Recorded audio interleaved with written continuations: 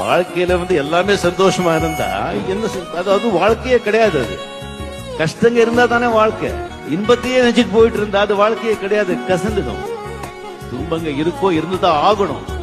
அதுக்காக துன்பத்தை தேடி போக வேண்டாம். பட் வந்தா ரொம்ப நொண்டு போக வேண்டாம். ஆண்டவா இருக்கான், நல்லவங்க வாழ்வாங்க. கொஞ்சம் நேரம் ஆகும், அவ்வளவுதான்.